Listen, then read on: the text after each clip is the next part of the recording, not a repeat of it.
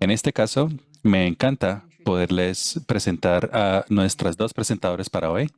Las dos son de Memoria Abierta, que es un sitio miembro de la Coalición Internacional de Sitios de Conciencia con sede en Argentina. Voy a darles una breve presentación de las dos presentadoras. Primero, Verónica Torres es la directora ejecutiva de Memoria Abierta.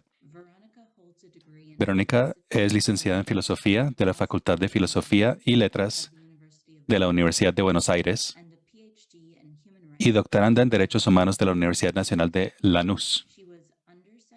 Fue subsecretaria de Comunicación del Gobierno de la Ciudad de Buenos Aires entre el 2000 y el 2004 y directora del programa Memoria Abierta, el programa Memoria en Movimiento de la Secretaría de Comunicación Pública de la Nación entre el 2011 y el 2015. Además, se desempeñó en ámbitos no gubernamentales vinculados a la defensa de los derechos humanos.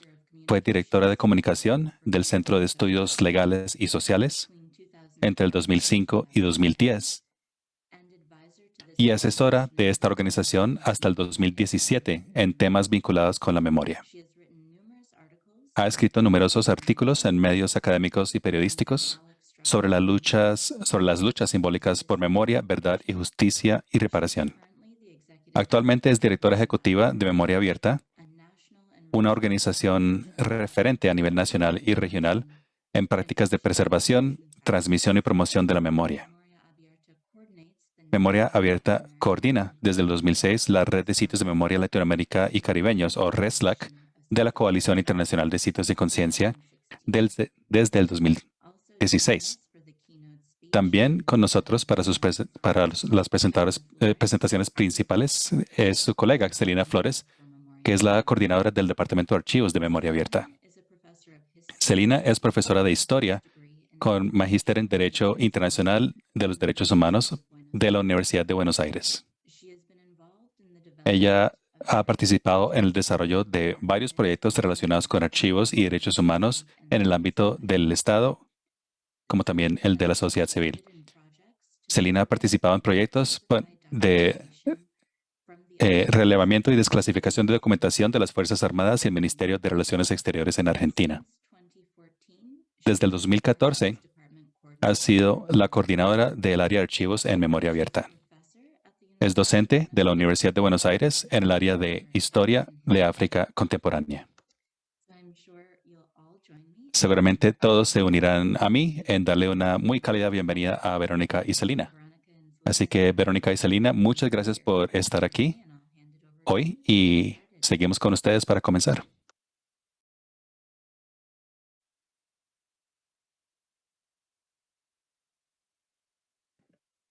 Vero, estás muteada.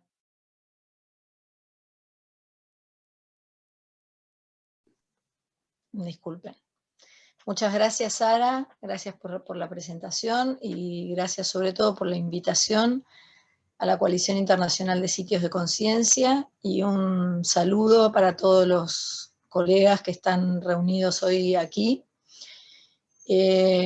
Nosotras queríamos presentar con Celina de algún modo o tomar este tema desde la perspectiva de la experiencia de Memoria Abierta. Queremos reponer la experiencia de Memoria Abierta para tratar de pensar en ella el lugar de los archivos digitales, si es que podemos hablar de archivos digitales, ¿no? Queremos también poner o plantear algunas preguntas a ustedes respecto de estos temas, pero partiendo de la experiencia de nuestra organización. En ese sentido, tal vez conviene decir algunas palabras iniciales respecto de cuál ha sido el trabajo de Memoria Abierta a lo largo de su historia. Memoria Abierta es una organización argentina que tiene 20 años de existencia, poco más de 20 años de existencia, y que se ha organizado en gran medida para trabajar en relación con los archivos de los organismos de derechos humanos de Argentina. Este es un poco el corazón, digamos, del trabajo de Memoria Abierta. Luego, a partir de este trabajo con los archivos, Memoria Abierta ha podido desarrollar otra cantidad de trabajos muy importantes vinculados a la memoria y a la transmisión, pero nos parecía importante volver como a este núcleo, ¿no? Los organismos de derechos humanos, en el caso de Argentina, produjeron documentación que data del momento mismo de la fundación de estas organizaciones que integran Memoria Abierta. Tal vez decir también que Memoria Abierta está integrada por un conjunto de organizaciones de derechos humanos históricas de Argentina. Estas organizaciones, como decía, en la década del 70, en general entre 1974 y 1978, se fundaron fundamentalmente para resistir la última dictadura militar en Argentina. Esta documentación que fueron produciendo las organizaciones, estos documentos, son documentos muy variados. Entre estos documentos encontramos correspondencia, por ejemplo, que los familiares de las personas detenidas, desaparecidas, en el caso de Argentina, enviaban a los organismos estatales en el momento en que estaban buscando justamente a sus familiares, que estaban preguntando por el destino de las personas detenidas, desaparecidas. Es documentación vinculada a distintas gestiones, en general gestiones infructuosas, que estos familiares y estas organizaciones hicieron, tanto a entes oficiales como a entes públicos, digamos, no oficiales, como las iglesias, por ejemplo. Dentro de esta documentación hay también numerosos documentos jurídicos, presentaciones judiciales, que los familiares de las personas detenidas desaparecidas presentaban en ese momento a la justicia, pedidos de habeas corpus, por ejemplo, documentos internos de las propias organizaciones, listados de represores, documentos que iban elaborando estas organizaciones en su lucha, digamos, por memoria, verdad y justicia, para dar difusión pública a su lucha, justamente, información sobre centros clandestinos de detención, sobre sobrevivientes. Bueno, es una cantidad, digamos, muy variada y muy importante de información que se fue conformando como archivos, digamos, institucionales, como archivos históricos de estas organizaciones.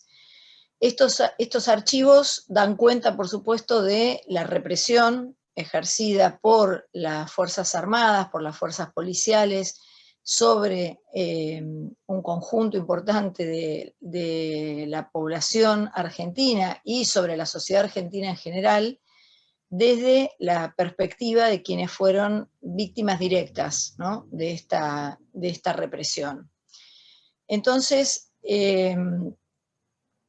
nos parecía importante volver a este punto, porque en el momento en que estos archivos se construyeron, las organizaciones que integran Memoria Abierta construyeron estos archivos, el objetivo principal que tenían era buscar información para uso inmediato, ¿no? ¿Cuál era el uso inmediato en ese momento? Encontrar a las personas detenidas desaparecidas, denunciar lo que estaba pasando, denunciarlo tanto ante las autoridades nacionales como ante distintas instancias internacionales, y al mismo tiempo también comprender lo que estaba pasando, ¿no? quiero remarcar el hecho de que en ese momento, y creo que esto es algo que en general caracteriza a la forma en la que se construyen archivos de violaciones a los derechos humanos, así que esta es la forma en que en general las organizaciones, las personas que registran este tipo de situaciones trabajan. No se trataba en ese momento de construir un archivo para la historia, un archivo para la memoria.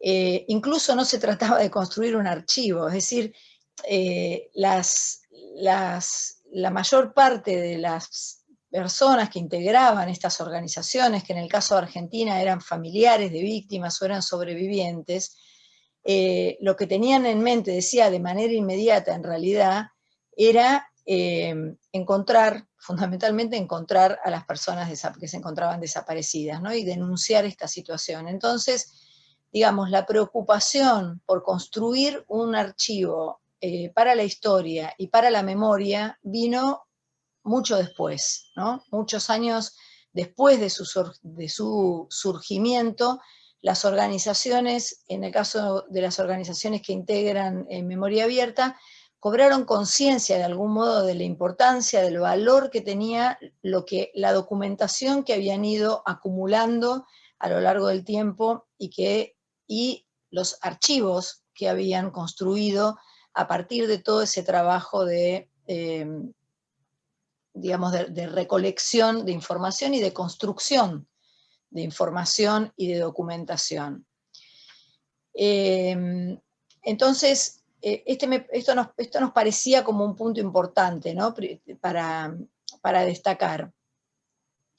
El otro punto importante me parece que es, así como en este primer momento el objetivo era recolectar información para este uso inmediato, para probar, digamos, también la verdad de lo que estaba pasando, un tipo de verdad que por supuesto en ese momento era negada por las autoridades, por lo tanto las organizaciones de derechos humanos también, podríamos decir, se vieron impelidas, ¿no? Compelidas a construir este archivo, en la medida en que este archivo era lo único que les permitía también producir esta verdad sobre lo que estaba pasando, ¿no? Porque esta era efectivamente una verdad, y sigue siendo hasta el día de hoy, en términos de la posición que han asumido los responsables de estas violaciones a los derechos humanos en el proceso de justicia, una verdad negada, ¿no?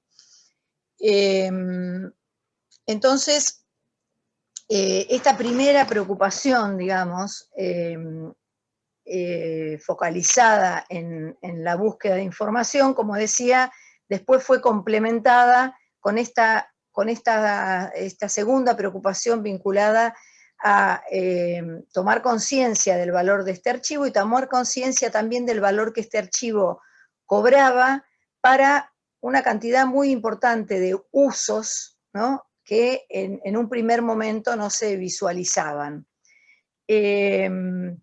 Entonces, creo que también aquí es importante decir que en este segundo momento lo que aparece también es la urgencia, en el caso particular de Memoria Abierta, de complementar estos archivos que las organizaciones habían ido construyendo, como decía, en el momento de la resistencia a la dictadura, con nuevos archivos documentales, sobre todo con nuevos archivos testimoniales que permitieran preservar y dejar de algún modo para la historia y para la memoria justamente la experiencia de lo que había sido resistir a la dictadura, lo que había sido, por un lado, la experiencia en sí misma del terrorismo de Estado en el caso de Argentina, que había implicado, y también dejar testimonio de lo que había sido la experiencia de lucha, tanto la experiencia de lucha contra esa dictadura durante el tiempo que duró, como la larga experiencia de las organizaciones de derechos humanos, en el caso de Argentina, en democracia ya, por la búsqueda de la verdad, por la búsqueda de la justicia, por la búsqueda de la reparación y de la no repetición, ¿no? Entonces, en ese momento aparece también la necesidad de construir o de producir nuevos archivos en una instancia ya diferente, en una temporalidad diferente. Y esto explica, por ejemplo, en gran medida la producción de un archivo central también para memoria abierta, que es su archivo oral, ¿no? Bueno, como yo decía, los usos, ¿no?, de estos archivos que Memoria Abierta preserva, organiza, gestiona y da acceso, que son básicamente los archivos de los organismos de derechos humanos de Argentina, pero también una cantidad importante de otros fondos documentales, de fondos personales y de fondos institucionales que se han ido sumando al acervo de nuestra institución a lo largo de los años, han tenido usos múltiples, ¿no? Quería mencionar algunos de estos archivos, por lo menos algunos de estos usos, por lo menos de los que consideramos más significativos. Un uso muy importante tiene que ver sin duda con la posibilidad de la reconstrucción del conocimiento sobre lo sucedido durante el terrorismo de Estado en Argentina, justamente porque además la característica fundamental de la experiencia represiva en el caso de Argentina tiene que ver con la clandestinidad de los crímenes. Todo este trabajo de reconstrucción a partir de los archivos ha sido fundamental para poder develar justamente las características principales de la represión en el caso de Argentina. Por otro lado, estos archivos han servido y han sido la base para numerosas acciones de denuncia, tanto individuales como colectivas, en el ámbito nacional y en el ámbito internacional. Además, estos archivos han sido decisivos también para lo que ha sido el trabajo de la Comisión de Verdad de Argentina, el trabajo de la CONADEP, que basó en gran medida su investigación en la valiosa documentación que habían recolectado los organismos de derechos humanos en el caso de Argentina. Y, por supuesto, en el caso particular de nuestro país, donde llevamos un largo proceso de enjuiciamiento a los crímenes cometidos durante la última dictadura militar, el aporte de estos archivos y de esta documentación a las causas judiciales ha sido fundamental. Por otro lado, también tendríamos que mencionar que estos archivos han sido fundamentales para sustentar las políticas de reparaciones a las víctimas, en el caso de Argentina, y también la construcción de numerosas políticas y de iniciativas de reparación simbólica, ¿no? Aquí tenemos que incluir, por ejemplo, todo lo que tiene que ver con justamente los sitios de memoria. En el caso de Argentina esta es una política muy desarrollada. Tenemos una ley nacional de sitios de memoria hace ya muchos años vigente, y es muy importante tener en cuenta que toda esta documentación, estos archivos han sido también fundamentales, por ejemplo, para construir la mayor parte de los guiones. Sí. Perdón. La mayor parte de los guiones de estos museos y de estos espacios de memoria.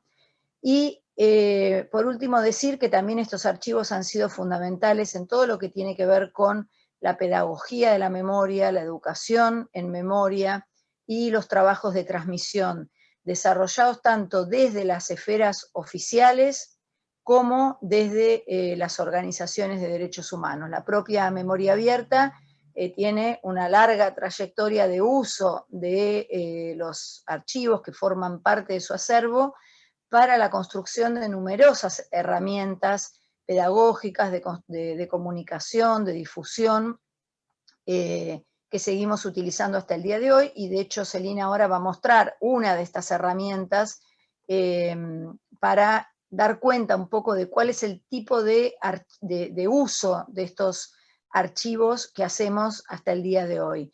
Ahora, dejo una pregunta nada más para darle el paso a Celina y después podemos retomar al final esta cuestión.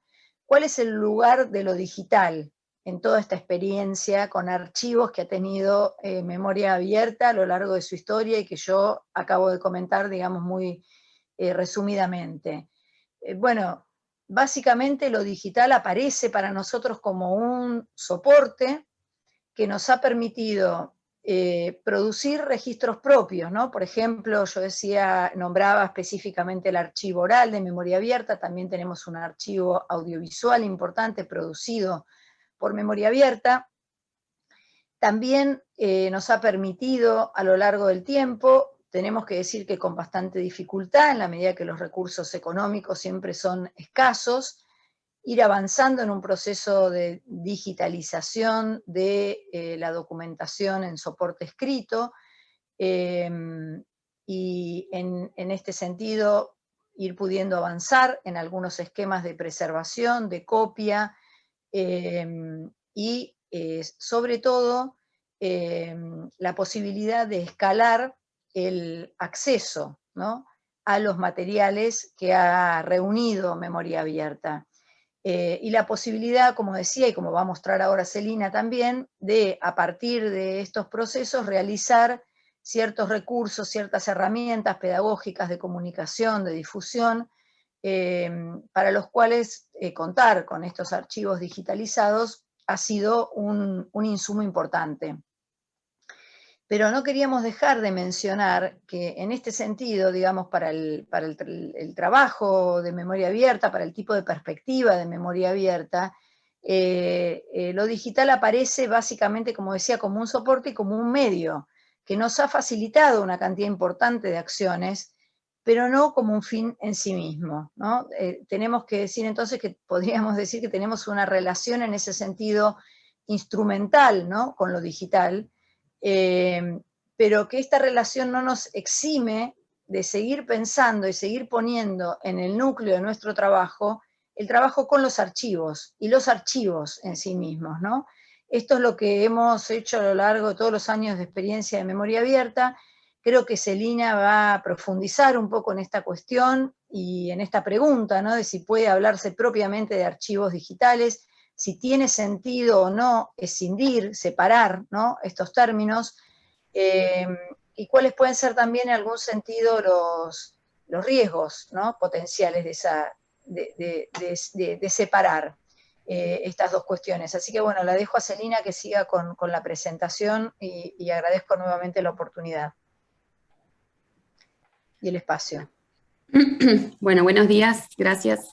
Yo, para que no se nos haga muy largo, voy a mostrarles una herramienta que elegimos, que nos parece que en los últimos años es la herramienta que más se vincula con el objetivo de memoria abierta de pedagógico y de contacto sobre todo con las escuelas medias, con las escuelas de los chicos entre 11 y 17 años, que es lo que llamamos acá el nivel intermedio de educación. Básicamente les voy a mostrar un recurso que hicimos hace unos años sobre el juicio a las juntas militares que tuvo lugar en Argentina en 1985. Fue el primer gran juicio que después dio lugar a otros procesos que, bueno, que quedaron rápidamente cortados en 1987, pero que después se retomaron a partir del 2001 en Argentina y que siguen siendo hoy un pilar importante en el proceso de memoria, verdad y justicia en nuestro país.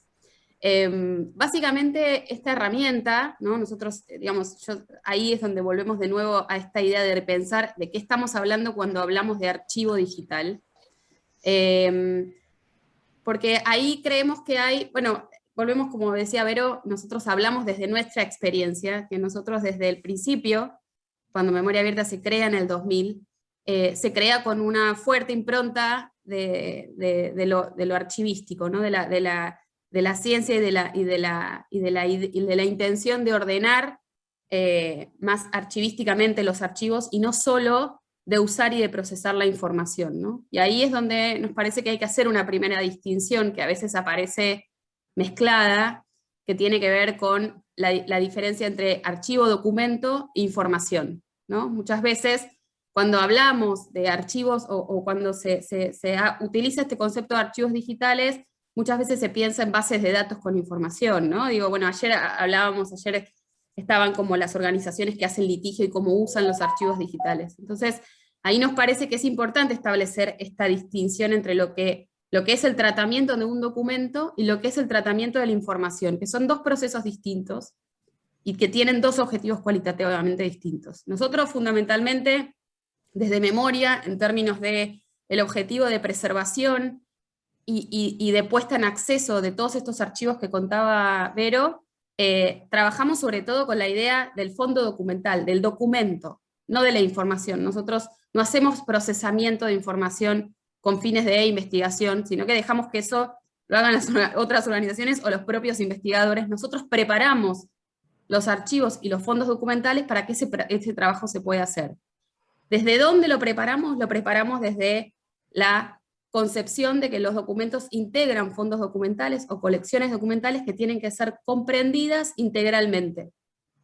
Entonces, básicamente lo que Memoria se fue constituyendo en un modo, en un centro documental, que digo, en la mesa que sigue hay varios de estos ejemplos, en un centro de documentación que gestiona y da acceso a diferentes fondos y colecciones documentales que fueron donadas o adquiridas de diferentes maneras.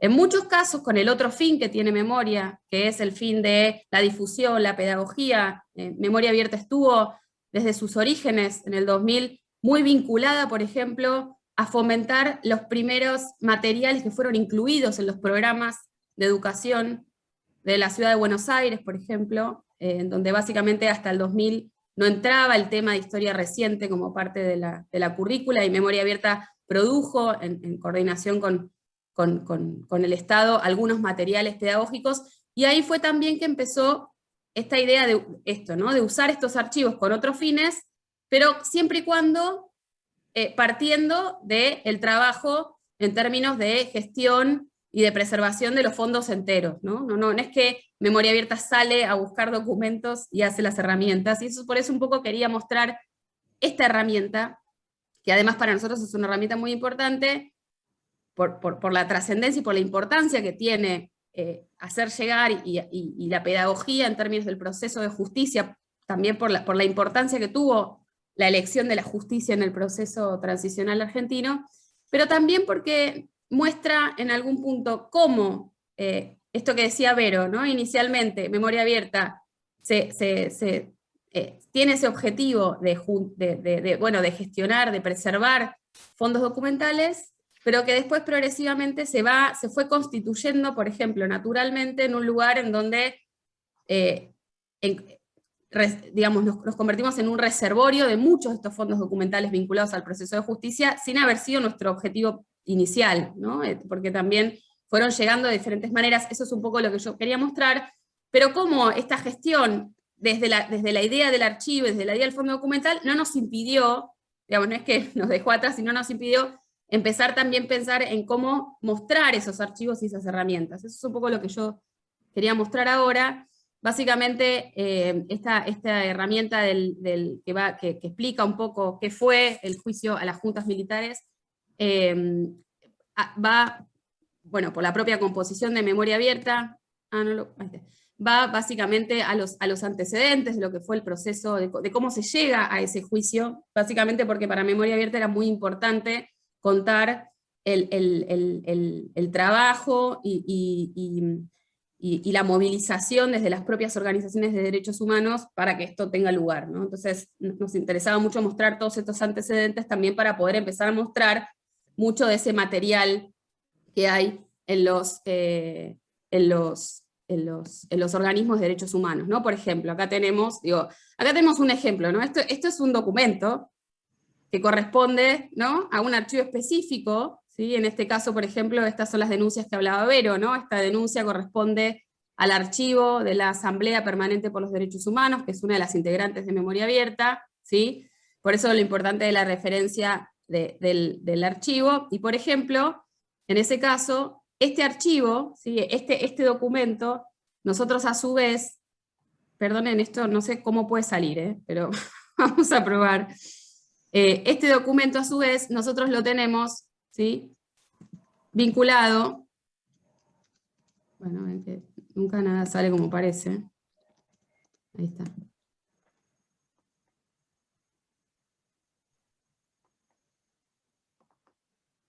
Ahí, ¿qué es lo que se sigue viendo?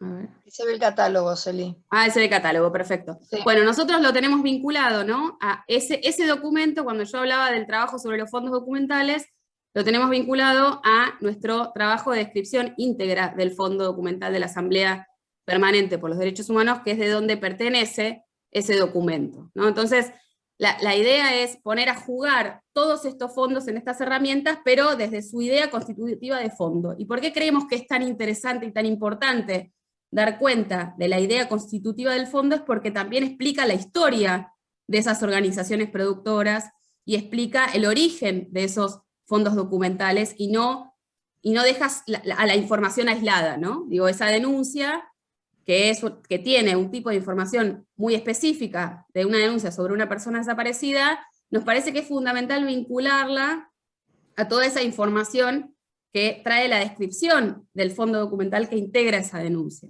¿no? Entonces, progresivamente nosotros lo que tratamos de hacer es siempre ese doble trabajo, ¿no? Si bien usar, en este caso, el documento específico, pero siempre tratar de dar el marco general en que esa documentación fue producida, ¿sí? Entonces digo, este es nuestro catálogo online de memoria abierta, en donde se tiene acceso al registro, ¿sí?, de todos los fondos documentales que gestiona y que da acceso a memoria abierta, ¿sí? Gran parte de los fondos que están acá son los que fueron usados, ¿sí?, para la herramienta, que ahora voy a intentar volver. Esperen que justo me quedó acá. La tenés ahí arriba en el menú. Ahí está, ¿ahí se ve la herramienta? Sí. Listo. Para esta herramienta, ¿no? Entonces acá tenemos los documentos papel que fueron digitalizados, esto es lo que decía Vero, generalmente por la particularidad de la producción de documentación de las organizaciones con las que nosotros trabajamos o que integran memoria abierta. Cuando hablamos de archivos digitales, hablamos generalmente de archivos digitalizados, no de archivos nativo digital, que esa es otra diferencia, ¿no? Sí, por ejemplo, los archivos nativo digital son estos, ¿no?, que también hablaba Vero, que tiene que ver con las entrevistas del archivo oral, que hasta un momento se hicieron en un formato más antiguo, pero ya desde no me acuerdo ahora si desde 2008 se empezaron a hacer ya de manera digital, y esos son nuestros nativos digitales, ¿no? Y después otro proceso importante que hemos tenido y que cada vez vamos más adelante, tiene que ver con los materiales audiovisuales, ¿no?, de los juicios, ¿sí?, que es algo que en Argentina todavía, digamos, el proceso de justicia en Argentina fue un proceso muy, muy público, ¿sí?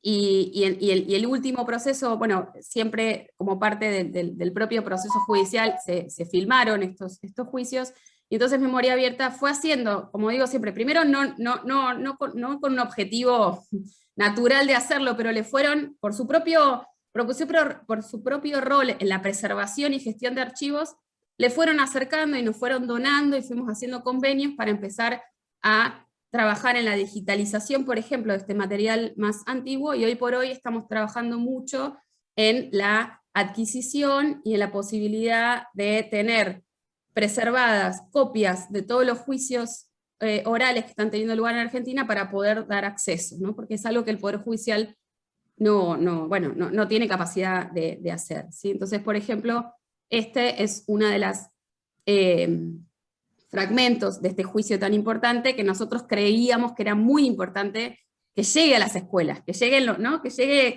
el material, bueno, que lleguen las fuentes primarias, ¿no? Que llegue el material procesado, ¿no? O muchas veces, a veces es muy difícil esta idea del trabajo con las fuentes primarias, siempre se usan a veces, bueno, cosas que cuentan lo que dicen las fuentes, ¿no? Y en cambio en este caso nos parecía que era muy importante, pero para que estas fuentes primarias lleguen en el marco de lo que a nosotros nos interesaba, que tenía que ver con la integralidad, tuvimos que hacer todo ese trabajo, ¿no?, de identificación, de recuperación, de preservación, de descripción integral, ¿sí?, obviamente de redigitalización, ¿sí? Todo eso que forma parte del proceso de trabajo archivístico nos parece que es fundamental antes de poder poner esto en el eje público, ¿no? Este es, por ejemplo,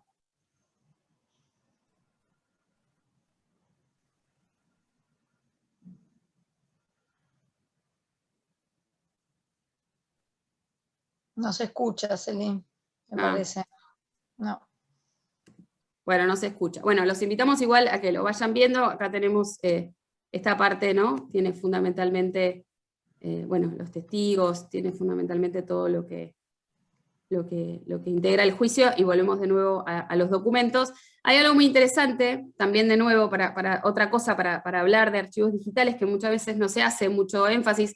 Quizás estos énfasis también vienen de acuerdo a esto que hablaba Vero, de la experiencia de América Latina y la particularidad de América Latina en términos de las épocas en las que sucedieron las dictaduras y demás. Pero, por ejemplo, una cosa que es muy interesante en términos de todos estos archivos, que tiene que ver con la importancia de la preservación del original, ¿no? Que cuando se habla, obviamente, de nativo digital, es muy distinto a cuando se habla de estos documentos y todos estos elementos que están en físico, ¿no? Entonces, por ejemplo, hasta el día de hoy, ¿no? Esas cintas que están de este juicio de 1985, que están guardadas en la Cámara Federal, en el archivo judicial, tienen la posibilidad de ser redigitalizadas todo el tiempo con mejor tecnología, que también, digamos, es algo que también se está intentando hacer, ¿no? Entonces, de ahí volvemos de nuevo a algo que también nosotros hicimos y hacemos siempre énfasis, que tiene que ver con la importancia de tener en cuenta de lograr una muy buena preservación del original, ¿no? Que a veces, vuelvo a insistir, en este afán de pensar en lo digital y pensar en la digitalización, la verdad que todavía está muy cuestionado, ¿no? La duración de lo digital, ¿no? Y por ahora ya sabemos que el papel dura, que el papel bien conservado, que las cintas bien conservadas duran, y que la tecnología lo que nos permite siempre es mejorar esa reproducción, ¿no? Entonces también eso es otro foco en términos de pensar a los archivos desde su proceso de trabajo, en términos de garantizar una buena preservación, no focalizar solamente en la cuestión de la digitalización o de lo digital o de la difusión, sino que garantizar la cuestión de la preservación. Bueno, esta es básicamente una de las herramientas que queríamos compartir, porque nos parece que vinculaba y que tenía esa vinculación entre todas estas cuestiones que estamos tratando de traer, también a modo un poco de provocación, porque también sabemos que hay como experiencias muy distintas, pero bueno, nos parecía que en ese sentido hablar de archivos digitales nos traía...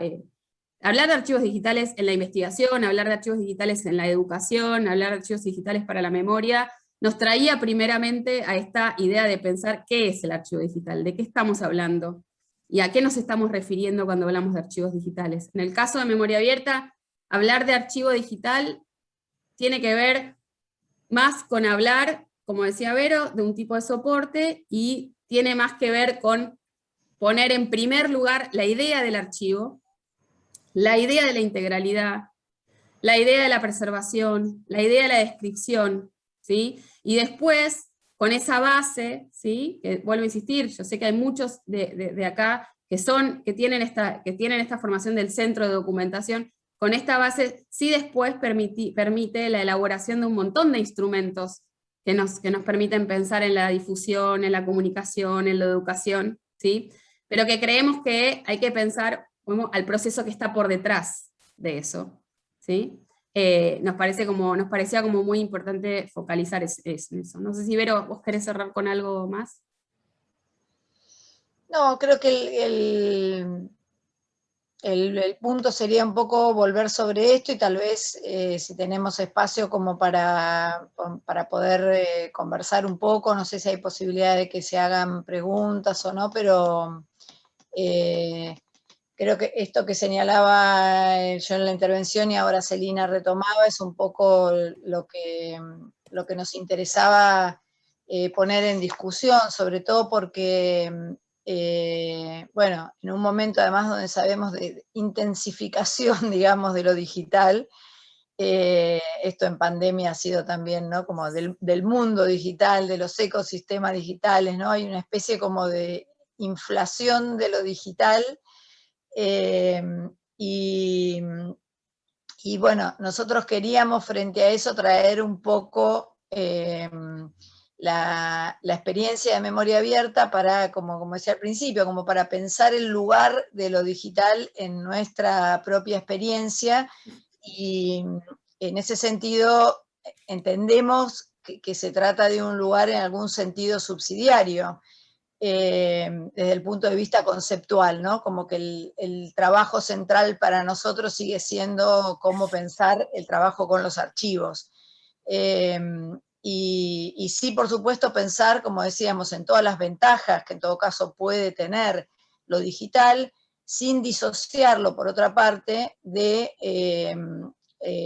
las cuestiones también problemáticas que acarrea, ¿no? Poner lo digital en el centro, ponerlo como una especie de deber ser, digamos, ahora para las organizaciones, en el sentido de que también tenemos claro que implica una cantidad, en muchos casos una cantidad importante de recursos que organizaciones en general, digo, pensando en el perfil por lo menos de las organizaciones de derechos humanos de América Latina y el Caribe, y creo que en buena parte de las organizaciones de derechos humanos y de víctimas que trabajan a lo largo del mundo, y que muchas de ellas reunidas por ejemplo, en la Coalición Internacional de Sitios de Conciencia, no son organizaciones que cuenten de manera permanente con recursos económicos que permitan sustentar este tipo de también de tareas, ¿no? Entonces,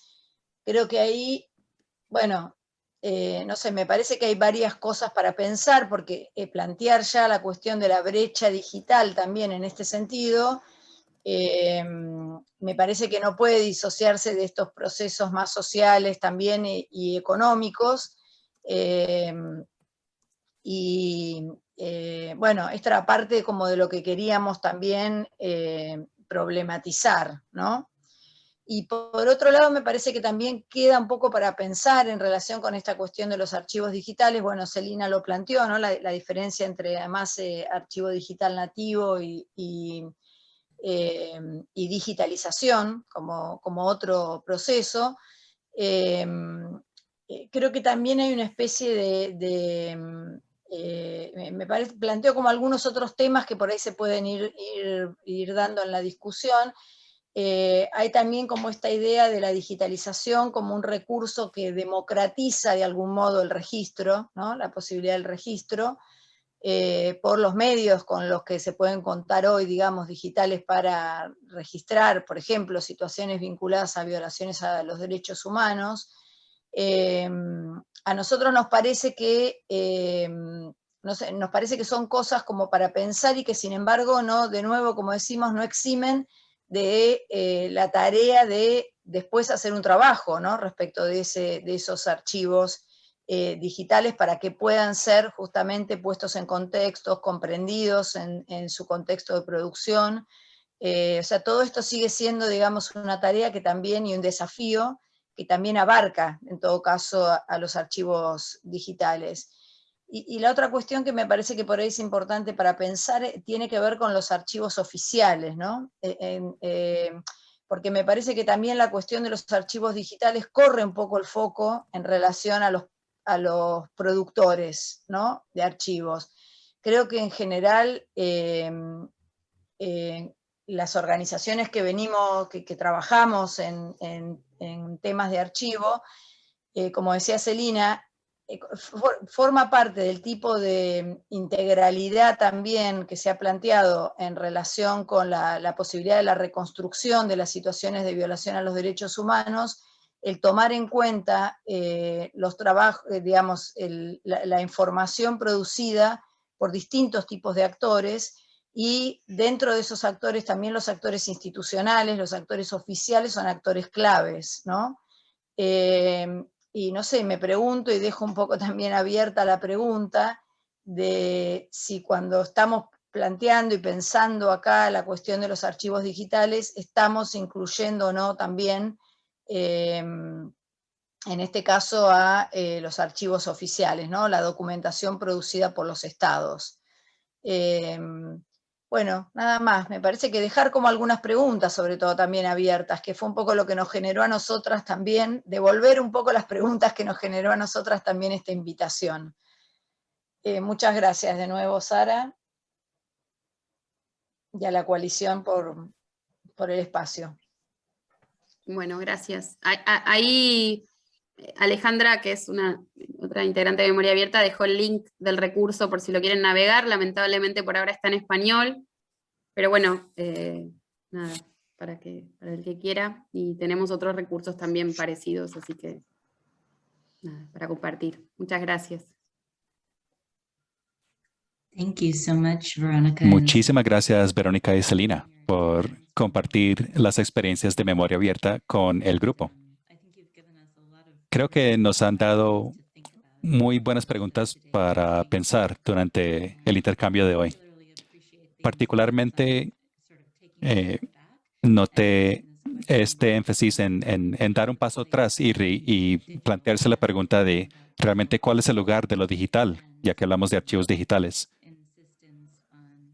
Y esta insistencia de mantener prácticas fuertes, organizacionales, archivísticas, antes de mirar lo digital. Pero me pareció excelente también que compartieron esta herramienta con nosotros, que realmente muestra la forma en que lo digital se puede utilizar para promover mayor acceso a esta información y hacerla atractiva para otros públicos. Y tal como dijeron ustedes, apoyar la sostenibilidad. Será muy interesante también saber de las experiencias de otros en la sesión de hoy, en ese sentido, en el sentido de las preguntas que nos han planteado. Casi estamos exactamente a la hora de comenzar la siguiente discusión en el panel, así que si está bien con ustedes, yo sugiero que quizás sigamos a la discusión en panel ahora y luego al final de esta discusión podemos tener una sesión de preguntas con los panelistas junto con ustedes dos de Memoria Abierta.